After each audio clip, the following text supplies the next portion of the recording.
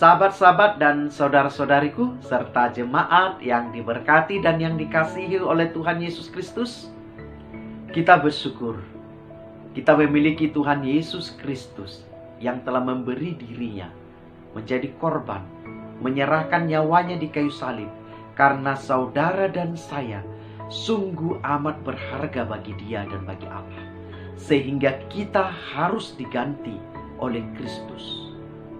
Kita bagi Allah berharga dan mulia, dan patut untuk diselamatkan dengan memberikan Kristus pengganti kita. Jika demikian, bukankah sudah selayaknya dan sepantasnya kita memperlakukan diri kita berharga dan mulia? Kita menilai diri kita berharga dan mulia. Kita menjalani waktu dan hidup kita sebagai orang yang berharga dan mulia, karena kita sungguh berharga bagi Tuhan, sampai Ia mati di kayu salib demi saudara dan saya. Bukankah sudah sepantasnya kita menilai diri kita berharga?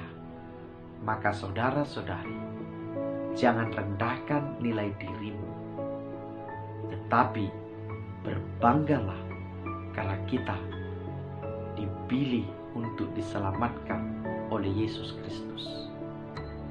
Sahabat-sahabat, saudara-saudariku, seperti apapun keadaan kita sekarang, mungkin kita sedang mengalami kemerosotan, mungkin kita sedang mengalami kerugian-kerugian, mungkin kita sedang mengalami ketidakadilan diperlakukan dan dicurangi, mungkin kita sedang mengalami sakit penyakit, mungkin kita sedang mengalami usaha yang gagal, mungkin kita juga sedang melakukan sesuatu yang salah, yang memalukan.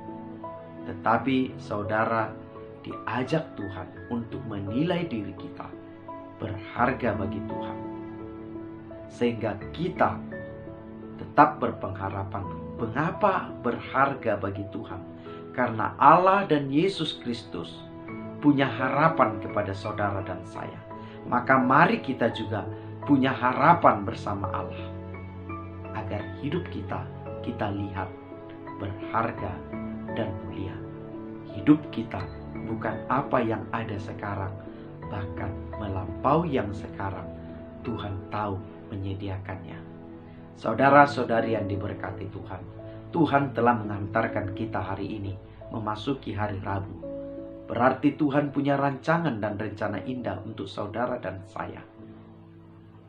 Jika kemarin di hari Selasa kita telah diseberangkan Tuhan, Tuhan telah menyatakan kuasa-Nya bahwa Dia Allah yang tangguh, Allah yang berkuasa, sehingga kita bisa tiba di hari Rabu ini. Jika kita mau merenungkan sejenak, bukankah Tuhan telah melindungi, menjaga, memelihara, bahkan membuka jalan-jalan kehidupan di hari Selasa? Maka biarlah peristiwa itu juga akan kita alami di hari Rabu ini. Karena itu saudara-saudari, bukankah kita sudah seharusnya dengan penuh kegembiraan, dengan sukacita, penuh passion untuk mendengar dan merenungkan firman Tuhan.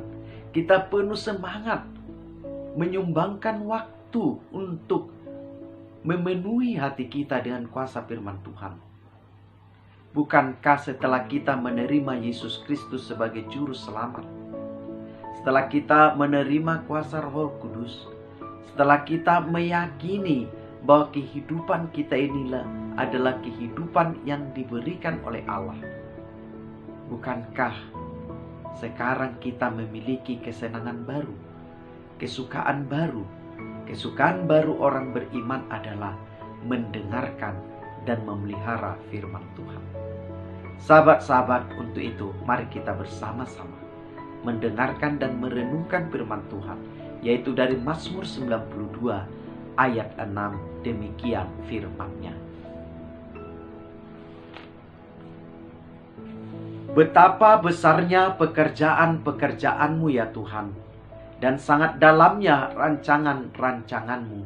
Demikian firman Tuhan dikatakan Tuhan Yesus Kristus kepada para murid, bahwa orang yang berbahagia adalah orang yang mendengarkan dan memelihara firman-Nya. Jika demikian, Allah ingin berkata kepada saudara dan saya, kita sudah seyogyanya, sudah sepatutnya tetap berbahagia, karena firman Allah telah kita izinkan tinggal bersama kita.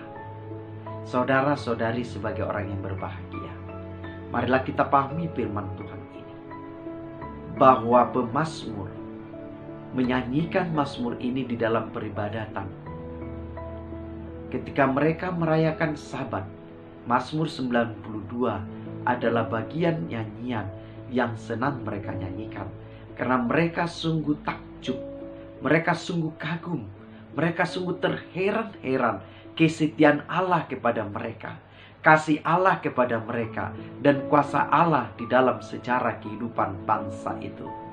Saudara dan saudari yang diberkati, jika kita lihat pekerjaan-pekerjaan Tuhan yang secara sederhana, yang pertama, jika kita lihat gunung, laut, bintang, bulan, cakrawala yang begitu besar luas dan begitu gagah dan teratur, bukankah sungguh mengagumkan Tuhan kita yang mengatur semuanya itu? Jika Ia telah melakukan pekerjaan yang begitu hebat, mengapa kita tidak percaya kepadanya? Mengapa kita tidak percaya menyerahkan dan mempercayakan hidup kita di dalam kuasa pemeliharaan Dia? Mengapa kita sangat khawatir, takut, cemas? Kita mengkhawatirkan hal-hal yang belum terjadi. Kita mencemaskan hal-hal yang belum terjadi, sehingga kita tidak berbahagia dan bersuka cita. Bukankah kalau kita melihat pekerjaan tangan Tuhan yang begitu hebat, terus apakah Dia tidak sanggup mengurus kita yang begini kecilnya? Saudara, saudari yang diberkati Tuhan, mari lihat pekerjaan Tuhan dan percaya kepada Dia. Maka rasa khawatir, kecemasan, ketakutan yang kita buat akan tercabut, digantikan dengan ketenangan, keamanan, ketentraman, bahkan sukacita dan damai sejahtera. Saudara-saudari yang diberkati Tuhan, pekerjaan-pekerjaan Tuhan yang kedua yang dahsyat, yaitu begitu mengagumkan keadilan Allah, bahkan tidak mampu kita pahami. Kita yang berdosa, tetapi Kristus yang disalibkan. Bukankah ini pekerjaan yang amat luar biasa? Allah setia kepada kita, padahal Dia Allah, kita adalah umatnya, tapi Dia tetap setia kepada umatnya. Bukankah ini juga pekerjaan yang mengherankan? Sahabat-sahabat, saudara-saudari yang diberkati Tuhan, yang berikutnya di dalam nyanyian pemazmur 92 ayat 6 disaksikan mereka bahwa begitu dalamnya rancangan-rancangan Tuhan. Saudara-saudari yang diberkati, kita memiliki keterbatasan. Jika kita terbatas, percayakanlah hidup kita kepada Dia yang tidak terbatas.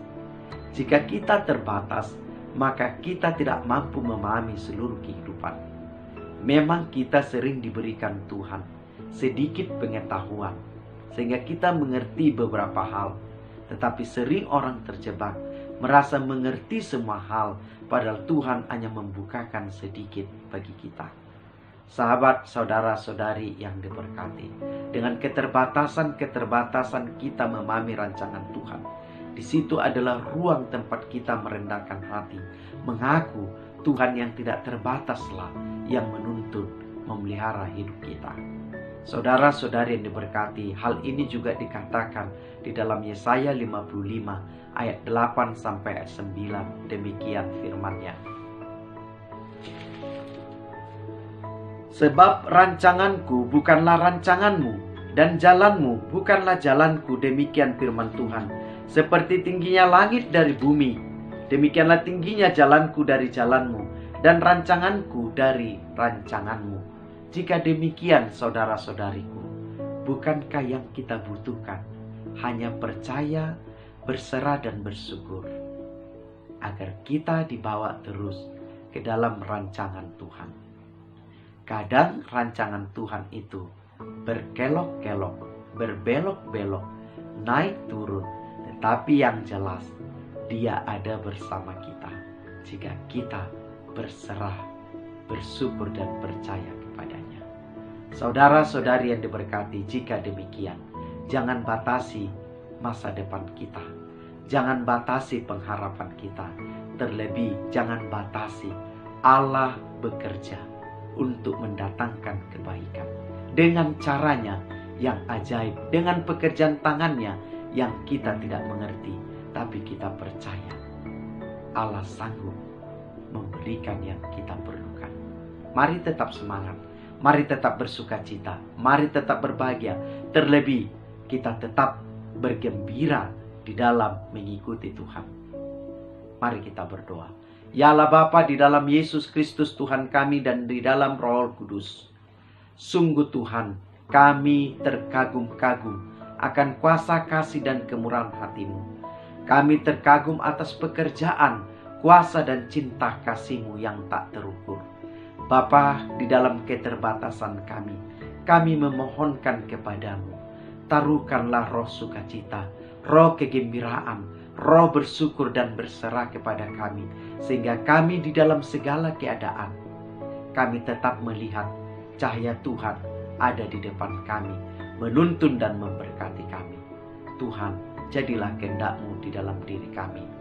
Berkatilah kami dan mampukan kami jadi berkat bagi dunia ini. Karena Tuhan Yesus Kristus, kami berdoa, kami bersyukur. Amin. Tuhan Yesus memberkati kita.